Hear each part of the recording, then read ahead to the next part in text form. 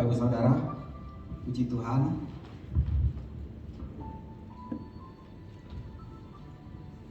Bapak Ibu Saudara yang terkasih, mari kita buka firman Tuhan hari ini di 2 Korintus 4 ayat 5 sampai 12. Kita buka firman-Nya di 2 Korintus 4 ayat 5 sampai 12. Kita akan bacakan sama-sama bergantian Bapak Ibu, pria lalu wanita ya. 2 Korintus 4 ayat 5. Siap? Pria dulu. 3, 2, 1. Sebab bukan diri kami yang kami beritakan, tetapi Yesus Kristus sebagai Tuhan, dan diri kami sebagai hamba-Mu karena kehendak Yesus. Lanjut.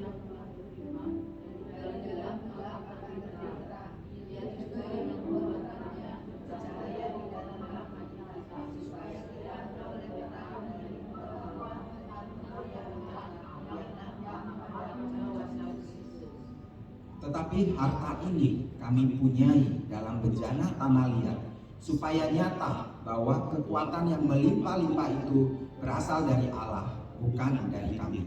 Ayat 8. Dalam segala hal kami ditindas, namun tidak bersedih. Kami harus sakal, namun tidak susah. Kami senantiasa membawa kematian Yesus di dalam tubuh kami, supaya kehidupan Yesus juga menjadi nyata di dalam tubuh kami. Ayat 11.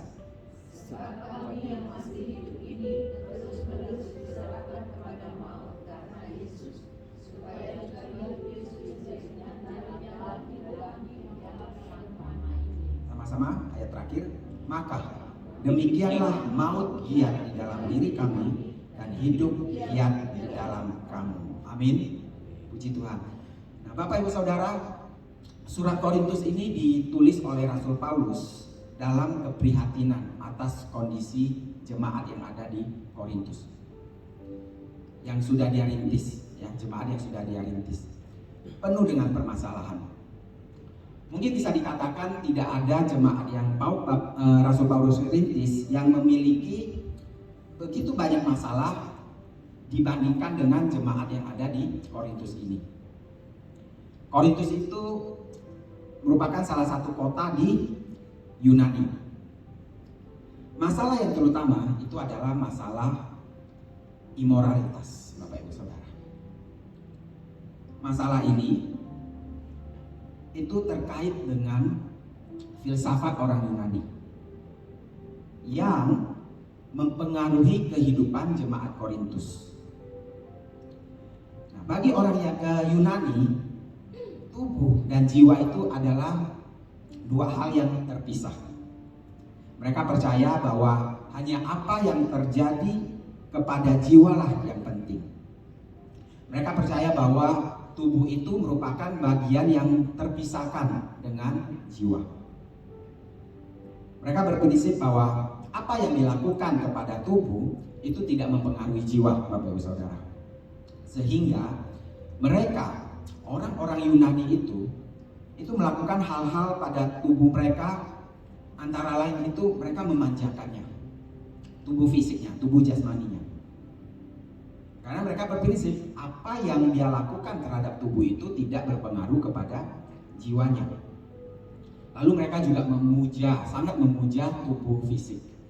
Makanya mereka sering membuat patung dari tubuh manusia yang begitu sempurna. Patung-patung Yunani itu terkenal, Bapak Ibu Saudara. Nah, lalu bangsa Yunani itu juga mereka sangat mementingkan olahraga. Ya, olahraga itu menjadi satu pesta yang dilakukan secara periodik di Yunani pada saat itu. Makanya Olimpiade, pesta olahraga dunia itu yang pertama kali itu diselenggarakan di kota Athena. Di kota Athena pada tahun yang pertama itu 1896. Kemudian setiap 4 tahun sekali itu diadakan bergantian di kota-kota lain. Terakhir tahun 2020 mestinya diadakan di Jepang ya, tapi karena Covid pandemi itu dibatalkan.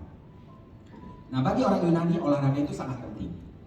Nah, karena mereka begitu memuja tubuh jasmani, tubuh fisik, Maka mereka melakukan olahraga pada saat itu maaf Bapak Ibu Saudara, dengan kondisi telanjang.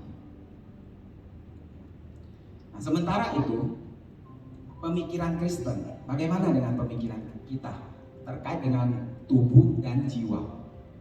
Nah, kita mengacu pada pemikiran orang Ibrani, Bapak Ibu Saudara.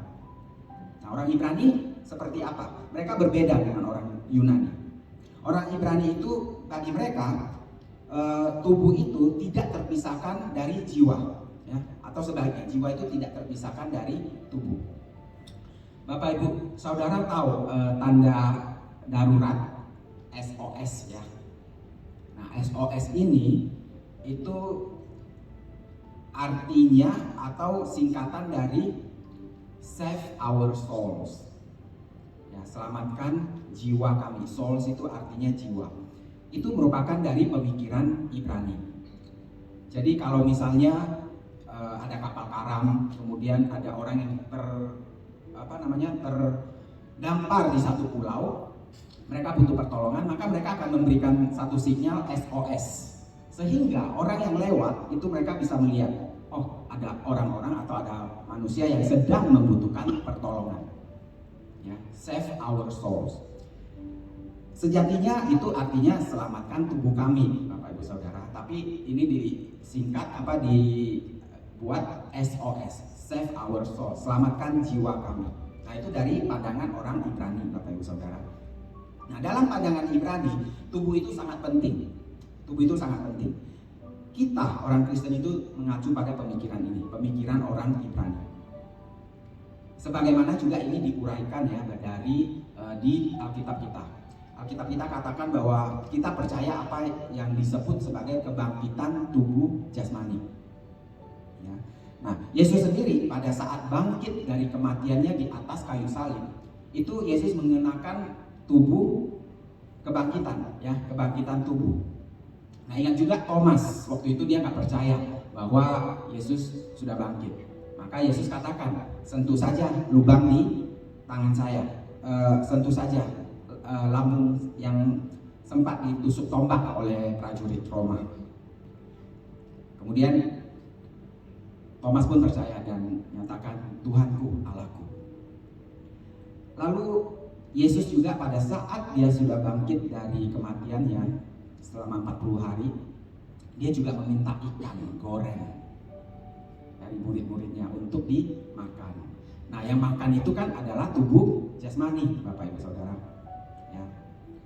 Kebenaran ini memberikan kita pesan apa? Bahwa jiwa, tubuh kita itu dua hal yang saling berkaitan, berhubungan, dan sama penting. Ya. Ini memberikan satu pesan bahwa apa yang kita lakukan dengan tubuh kita, dengan jasmani kita, itu mempengaruhi kehidupan rohani kita. Sebab tubuh kita ini sesungguhnya adalah anggota tubuh Kristus.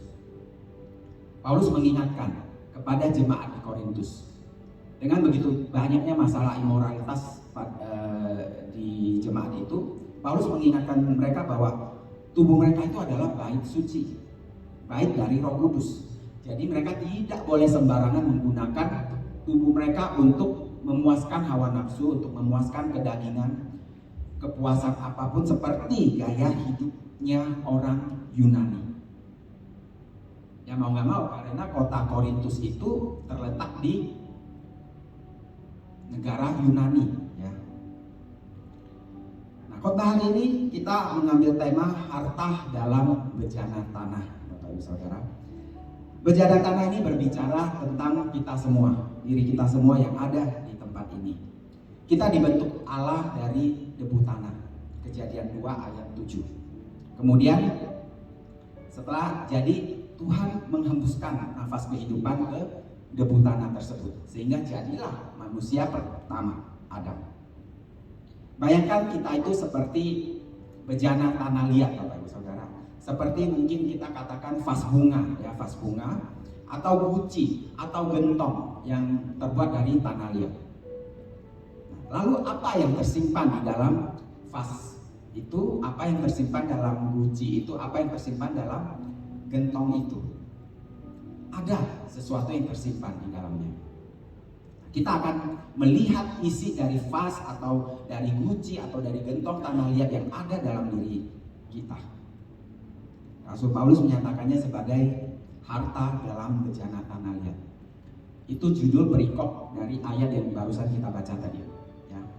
Nah, apa saja harta yang ada dalam bejana tanah liat, yang ada di dalam tubuh jasmani kita, Bapak Ibu Saudara?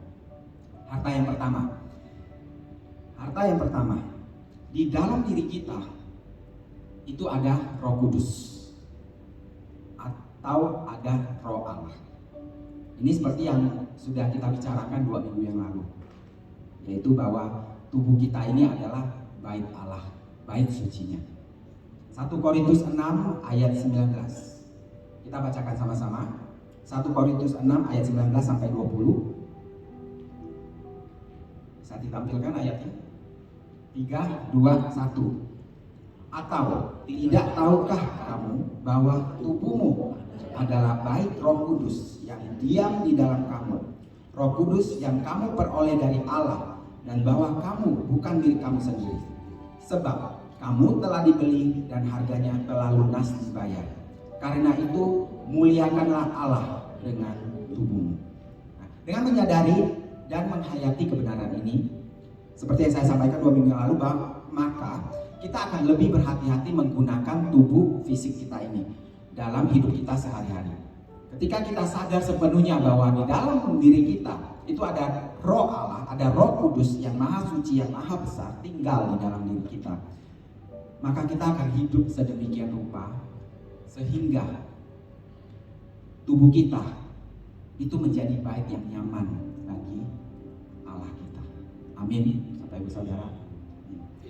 Kemudian harta yang kedua yang ada dalam bejana tanah diri kita. Harta yang kedua yang ada dalam bejana tanah diri kita sebagai orang percaya, Bapak Ibu Saudara, di dalam diri kita itu ada yang namanya benih-benih ilahi atau kualitas ilahi. Kenapa demikian? Karena kita dibentuk sesuai gambar dan rupa Allah, ya. Dan ingat, Allah menghembuskan nafas ilahinya ke tanah liat itu, ke tubuh kita pada saat Dia menciptakan Adam dari tanah. Kebenaran ini mengajarkan kita apa, Bapak Ibu Saudara? Bahwa di dalam diri kita, terlepas dari bagaimana bentuk bejana tanah liat kita, ya, terlepas dari bagaimana bentuk tubuh fisik kita, ada yang ganteng, ada yang jelek. Mungkin saya nggak boleh ngomong jelek, ya. Ada yang ganteng, ada yang kurang ganteng. Lalu ada yang cantik, ada yang jelek.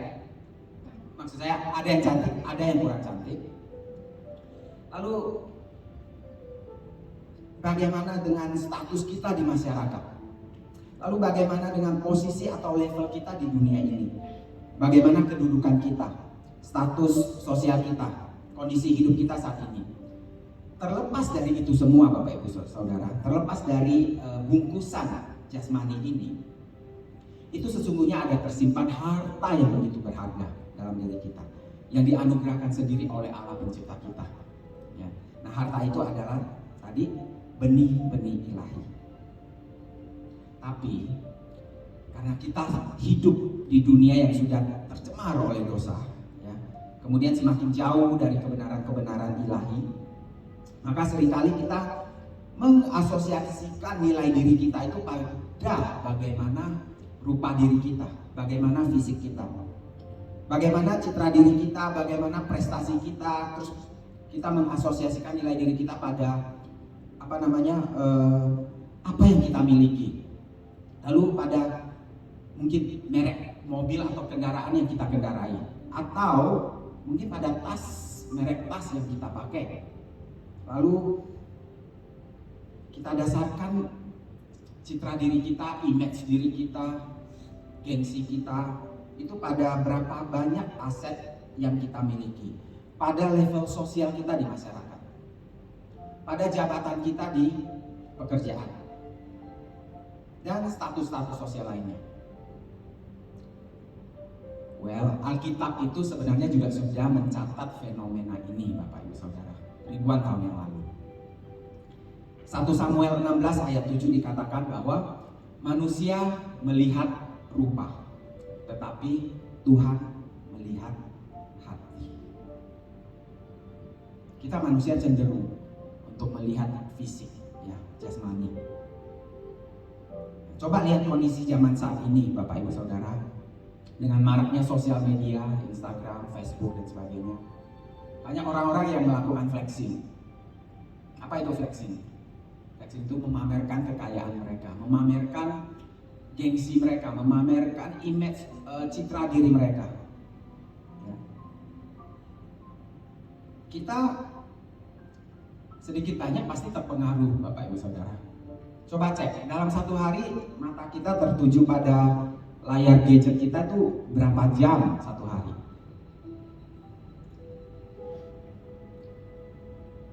Lebih lama daripada saat kita berdoa, atau saat kita berdoa lebih panjang daripada waktu kita menatap layar handphone kita?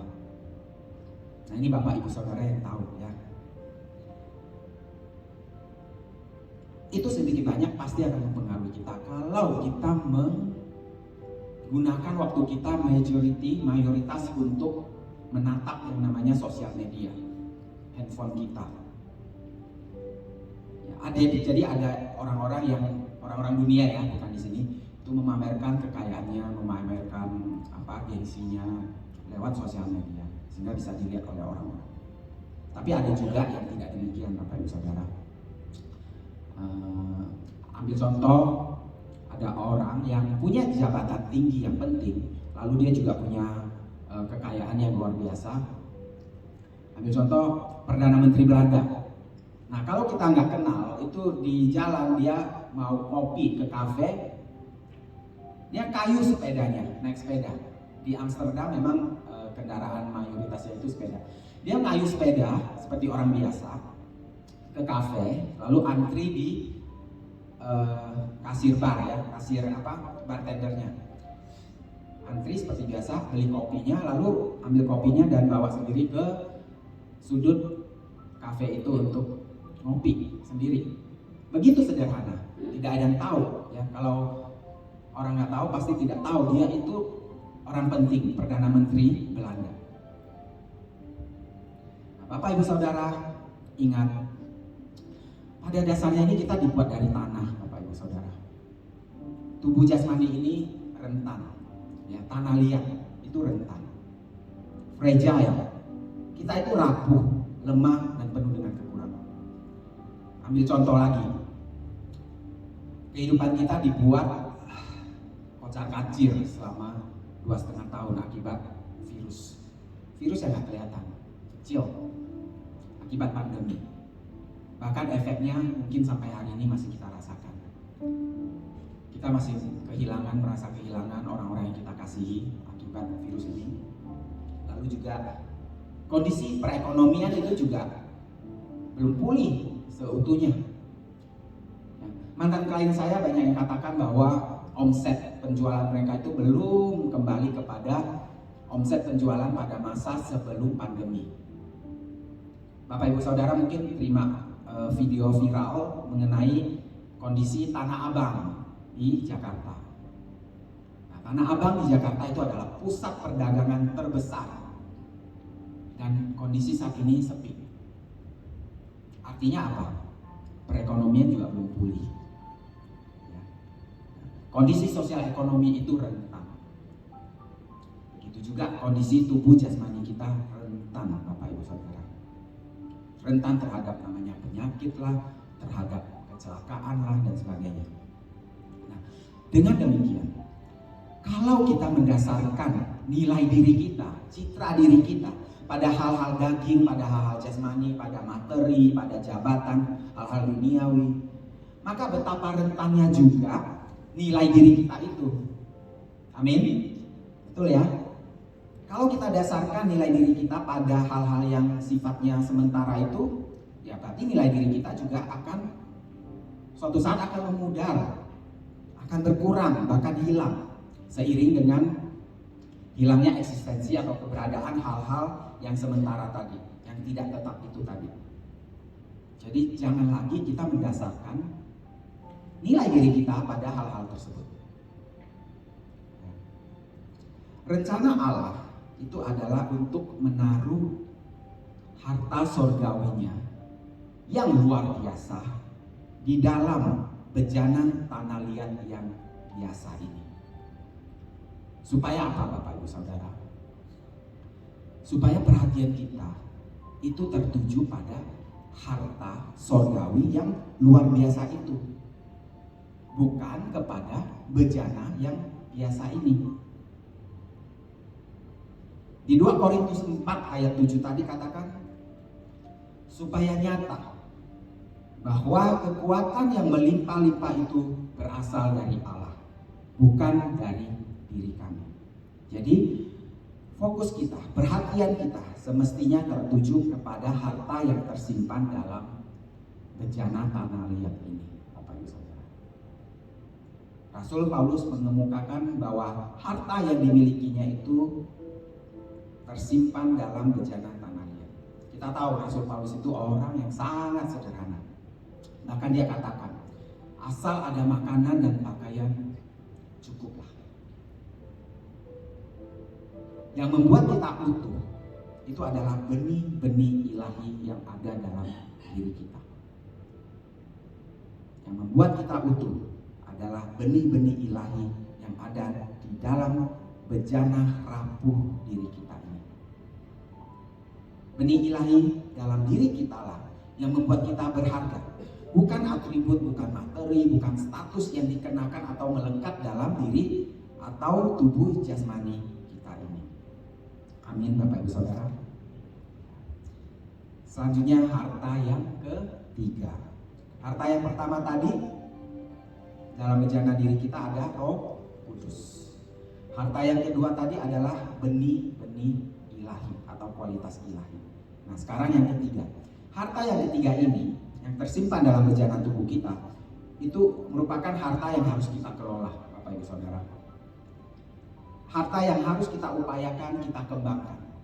Harta ketiga dalam bejana tanah kita yang ini yang harus kita upayakan, kita kembangkan, kita garap, kita baharui sehingga menjadi harta yang semakin bernilai tinggi, semakin berkilau, semakin memiliki baik kualitas maupun kuantitas yang tinggi.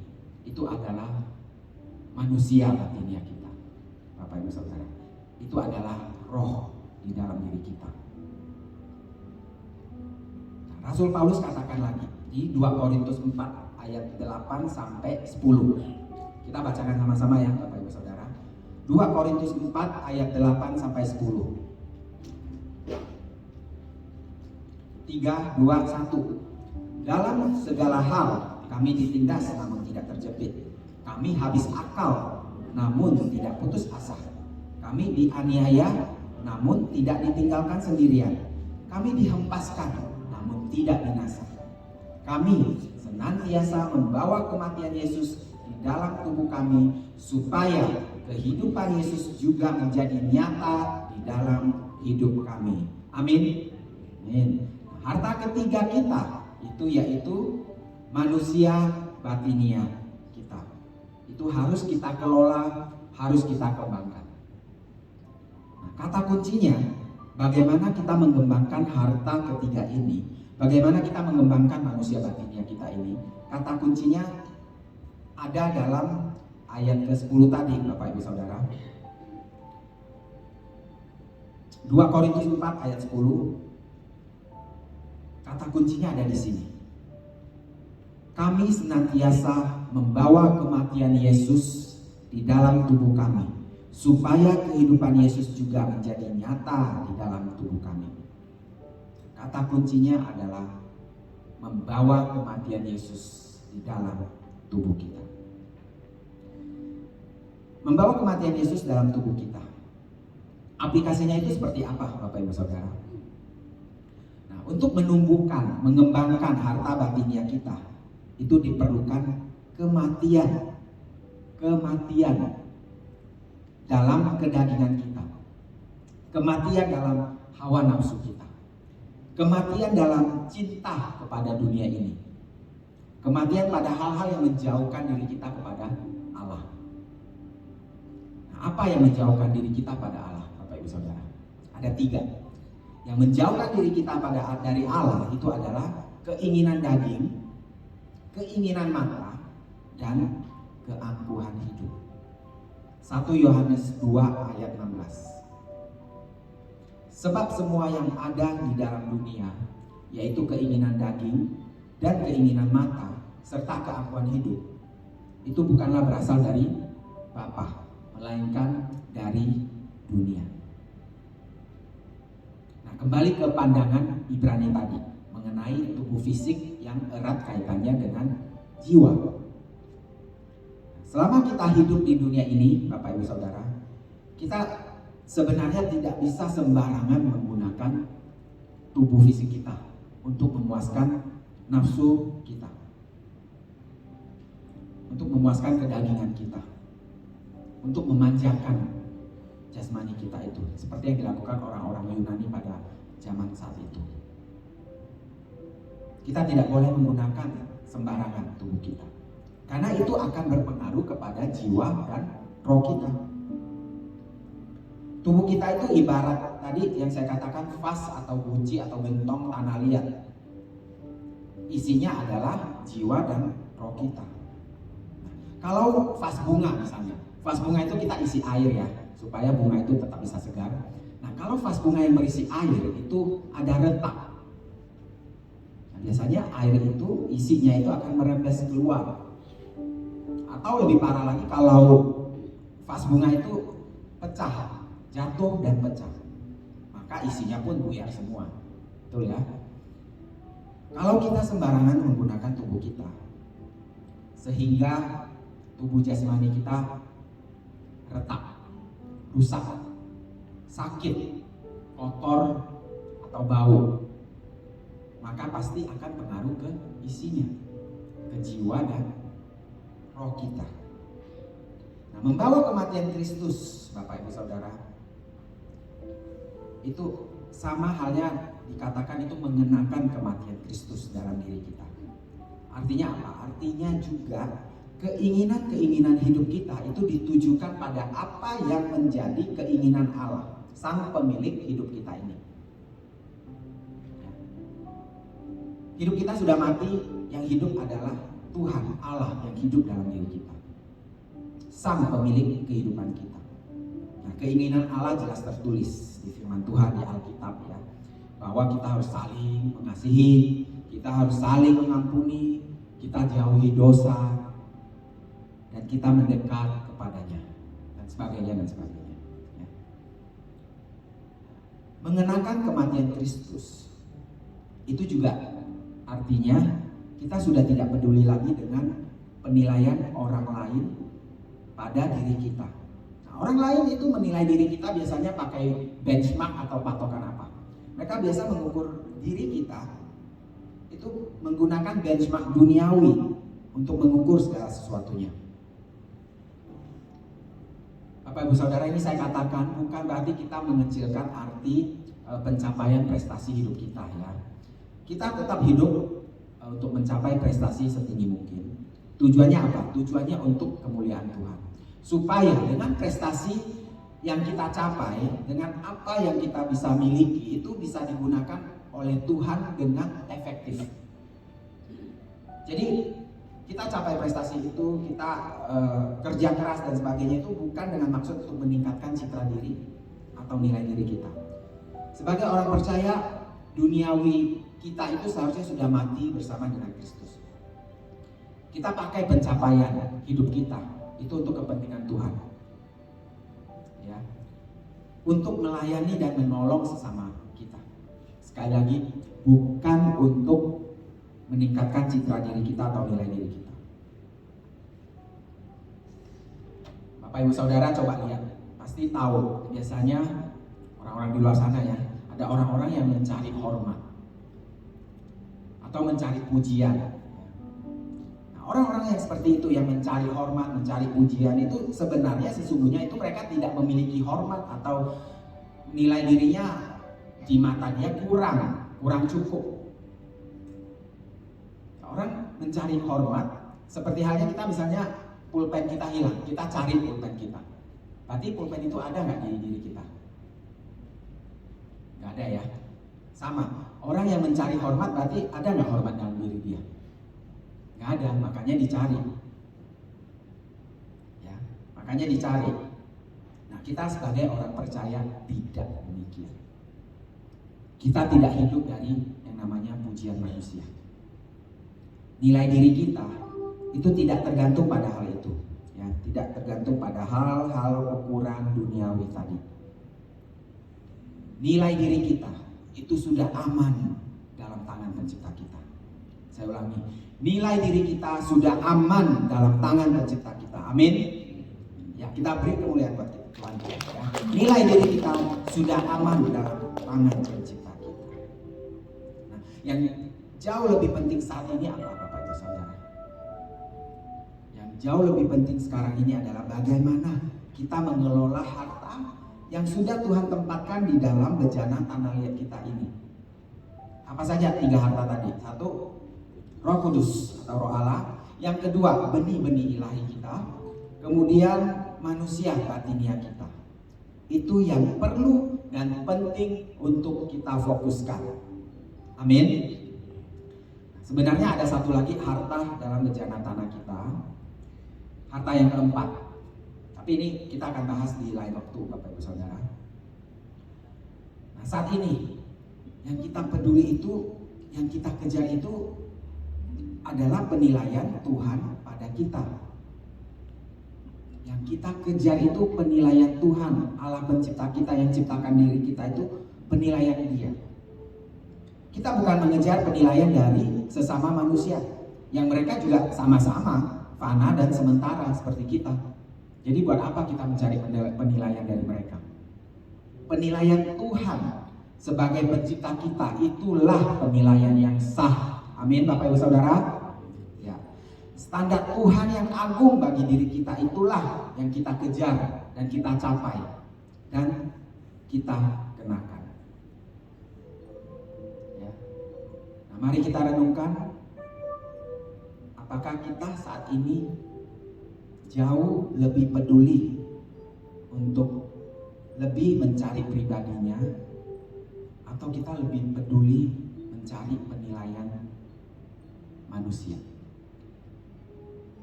Apakah saat ini kita jauh lebih peduli untuk mencari pribadinya, untuk lebih makin mendekat kepada Dia, daripada kita dipusingkan dengan penilaian-penilaian sesama kita? Mari kita nyanyikan satu lagu.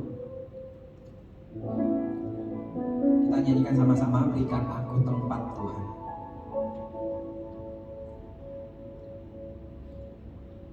Aku tempat di hadirat-Mu, Bapa, setiap saat, dimanapun juga, sejak ku di bumi sampai nanti di surga, ku ingin selalu di hadirat-Mu. Kita ulangi pertama. Beri aku tempat di hadirat-Mu, Bapa, setiap saat, dimanapun juga, sejak ku di bumi sampai nanti di surga, ku ingin selalu di hadirat-Mu.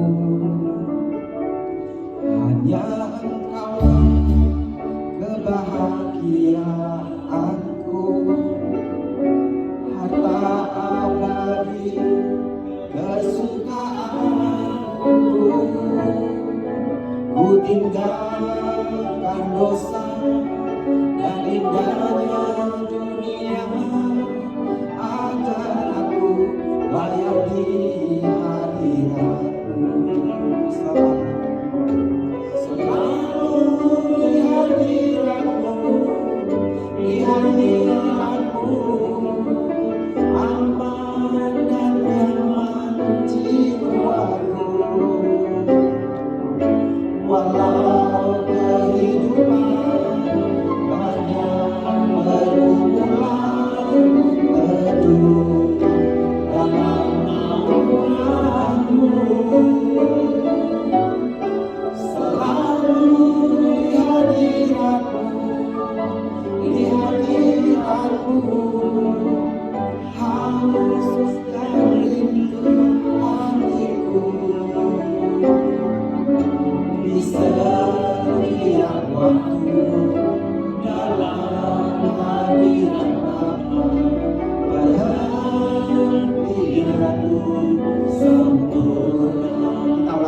awal, Bapak Saudara, nyanyikan sama-sama. Aku tempati hadirat-Mu Bapa, setiap saat dimanapun juga, sejak ku di bumi sampai nanti surga, ku ingin selalu di hadirat-Mu.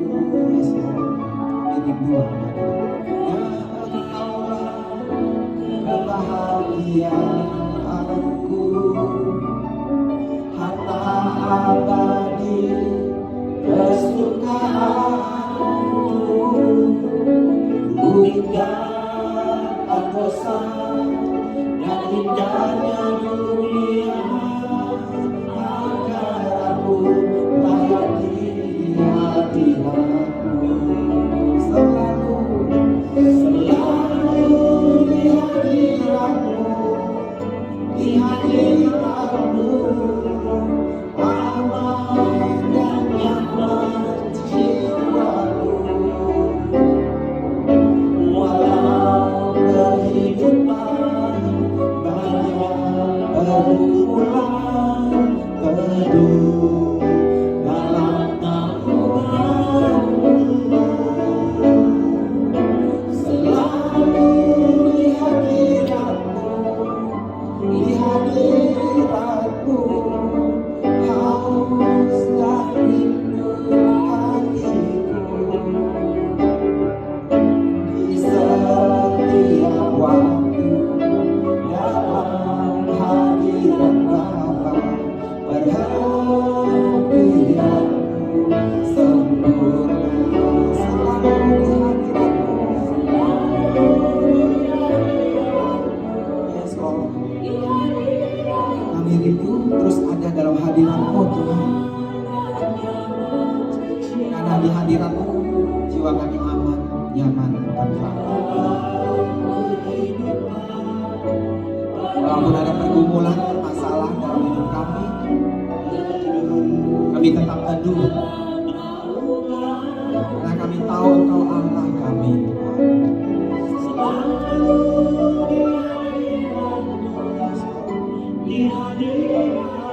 Terima kasih untuk hadir dalam hidup kami, Tuhan. Kami akan selalu haus dan rindu akan Engkau, akan pribadi-Mu.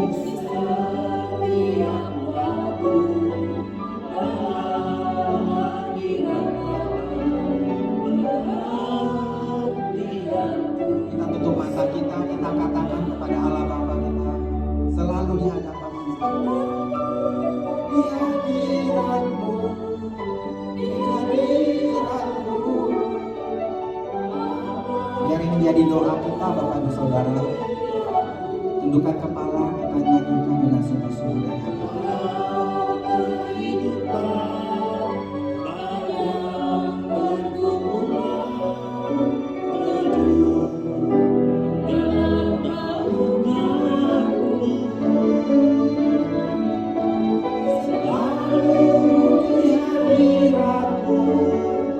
Di hadirat-Mu, kami haus dan rindu akan Engkau, Tuhan. Setiap waktu dalam hidup kami,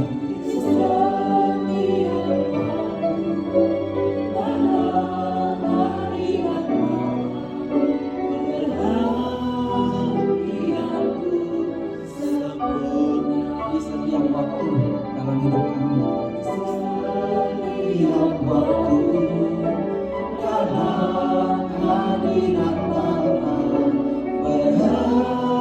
perhatianku sempurna. Katakan setiap waktu, di setiap waktu dalam hadirat Bapa, perhatianku sempurna. Amin, amin. Puji Tuhan. Nah, mari saya ajak Bapak Ibu Saudara kita berpikir, kenapa semakin kita berumur, semakin manusia itu menua? semakin waktu berjalan, hal-hal jasmani atau fisik kita itu sudah tidak terlalu menarik lagi. Kelemahan fisik, tenaga berkurang, sakit, kulit keriput. Ya, mungkin ada yang panik kalau ada satu goresan keriput di wajahnya. Kulit tidak sekencang waktu muda dulu. Penglihatan, pendengaran pun sudah mulai tidak setajam waktu muda dulu. Semua itu dimakan oleh yang namanya waktu. Nah, siapa yang berotoritas atas perjalanan waktu? Yang berotoritas atas perjalanan waktu adalah Sang Pencipta, Tuhan kita. Nah, tentu Allah yang berotoritas atas perjalanan waktu itu mengizinkan hal-hal tadi terjadi, bukan tanpa maksud. Allah Sang Pencipta mengizinkan semakin bertambahnya waktu, semakin kita menua, itu segala sesuatunya udah tidak menarik, ya, fisik jasmani sudah nggak semenarik waktu muda. Maksud Allah apa, Bapak Ibu Saudara? Ada maksud Allah di balik itu semua. Coba kita pikir, apa maksud Allah di balik ini semua? Maksud Allah, Bapak Ibu Saudara, adalah supaya kita tidak lagi mencari namanya ketertarikan fisik atau jasmani. Maksud Allah adalah supaya kita semakin berangsur-angsur meninggalkan fokus kita pada hal-hal jasmani, hal-hal fisik itu yang sudah tidak semenarik dulu lagi. Dan fokus kita Allah maksudkan supaya semakin ditujukan kepada hal-hal yang rohani, ditujukan pada hal-hal harta-harta yang ada dalam bejana fisik jasmani tadi. Itulah maksud Allah, Bapak Ibu Saudara.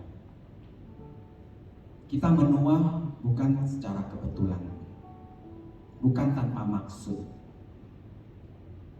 Perjalanan waktu Allah ciptakan juga bukan tanpa maksud. Maksud Allah itu supaya kita berangsur-angsur meninggalkan fokus kita pada hal-hal ketertarikan jasmani itu. Berangsur-angsur. Kenapa? Karena perjalanan waktu itu kan tidak langsung set gitu ya, tapi detik demi detik, waktu menit-menit, hari ke hari, tahun ke tahun. Ya. Di sini ada yang suka ulang tahun nggak?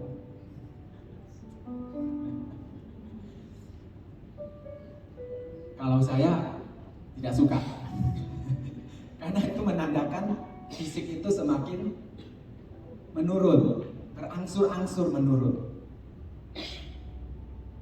Ya.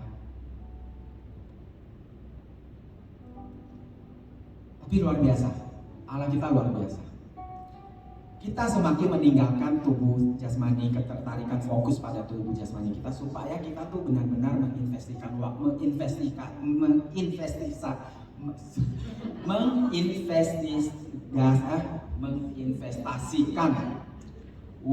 kita, fokus kita kepada manusia rohani kita. Kita menginvestasikan waktu kita lebih lagi kepada manusia batinia kita. Amin, Bapak Ibu Saudara. Luar biasa. Rasul Paulus katakan juga, ya, di ayat selanjutnya dari yang kita baca tadi, 2 Korintus 4 ayat 16 sampai 18. Kita baca sama-sama, Bapak Ibu Saudara. Ini maksud Allah yang luar biasa dengan perjalanan waktu yang kita hadapi. Mau nggak mau semua ngalamin itu, ya. Kita baca 2 Korintus 4 ayat 16. 3, 2, 1. Sebab itu kami tidak tawar hati, tetapi meskipun manusia lahiriah kami semakin merosot, namun manusia batinia kami dibaharui dari sehari ke sehari. Sebentar. Paulus katakan apa? Kita tidak tawar hati. Jadi jangan khawatir Bapak Ibu Saudara jika mulai ada kerutan di wajah. Jangan khawatir untuk merayakan ulang tahun. Ya. Ulang tahun itu lambang berkat Tuhan juga ya, bahwa kita diberikan tambahan umur lagi, kita diberikan kesempatan hidup lagi. Lanjut 4 ayat 17. Sebab penderitaan ringan yang sekarang ini mengerjakan bagi kami kemuliaan kekal yang melebihi segala-galanya, jauh lebih besar daripada penderitaan kami. Ayat 18. Sebab kami tidak memperhatikan yang kelihatan, melainkan yang tidak kelihatan. Karena yang kelihatan adalah sementara, sedangkan yang tidak kelihatan adalah kekal. Amin. Beri kemuliaan bagi kita. Nah, ayat 18 ini luar biasa Bapak Ibu Saudara. Dikatakan sebab kami tidak perhatikan yang kelihatan. Yang kelihatan itu tadi apa? Bejana tanah liat itu, vas bunga tadi, gentong tadi, guci tadi, tubuh jasmani kita tadi. Itu yang kelihatan. Rasul Paulus katakan kami tidak perhatikan lagi yang kelihatan, tapi yang kami perhatikan itu yang tidak kelihatan. Nah, yang tidak kelihatan itu apa? 3 harta kita tadi. Harta yang tersimpan dalam bejana jasmani kita, Roh Kudus, Roh Allah kita, benih-benih ilahi, dan manusia batinnya kita.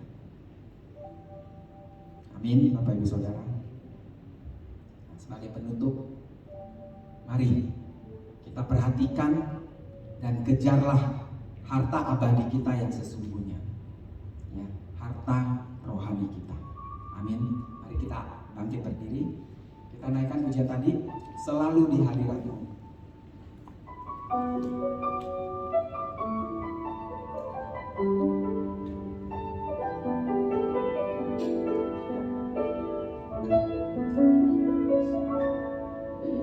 Selalu di hadirat-Mu, di hadirat-Mu, aman dan nyaman jiwaku.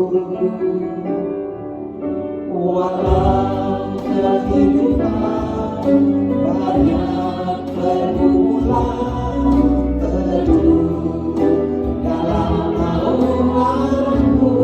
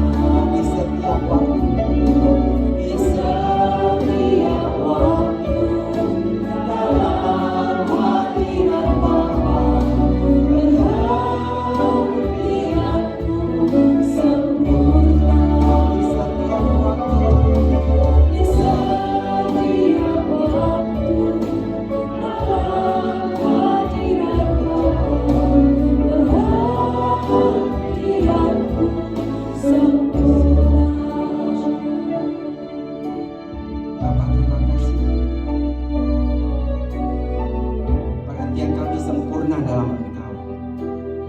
Hidup kami teduh dan nyaman dalam Engkau, karena Engkaulah Allah kami. Sungguh kami sangat bangga Tuhan. Sungguh kami sangat bersyukur memiliki Allah seperti Engkau. Terima kasih Tuhan, Engkau ingatkan kami bahwa harta kami yang sesungguhnya adalah roh Engkau sendiri, adalah benih-benih ilahi yang Engkau telah hembuskan bagi kami. Harta kami yang sesungguhnya adalah manusia batinnya kami. Kami tidak lagi cari penilaian yang menilai kami dari yang kelihatan, dari fisik, jasmani, status sosial, jabatan, level sosial kami di masyarakat. No, kami tidak nilai diri kami dari situ.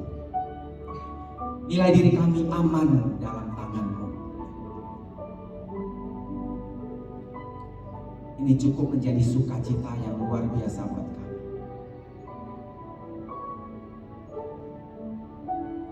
Ini cukup untuk kami miliki hari ini, besok, seterusnya, dan sampai selama-lamanya. Harta yang tak ternilai, karena kami memiliki Allah, segala Allah, pencipta alam semesta, Allah yang mempunyai alam semesta ini. Terima kasih Tuhan, hamba-Mu sudah menyampaikan firman-Mu. Kata-kata hamba kami terbatas Tuhan, tapi Roh Kudus tidak terbatas. Terus Roh Kudus bekerja dalam hidup anak-anak-Mu. Terus Roh Kudus bekerja dalam hidup kami. Berkati kami yang bekerja, berkati kami di masyarakat, berkati kami di keluarga besar kami, berkati bisnis usaha kami, biar kami terus berprestasi untuk kemuliaan Engkau. Kami tidak lagi krisis harga diri, kami tidak lagi krisis image citra diri, karena kami tahu kebenaran bahwa nilai diri kami aman dalam Engkau. Terima kasih Tuhan, berkati jemaat-Mu, perlindungan-Mu sempurna buat kami.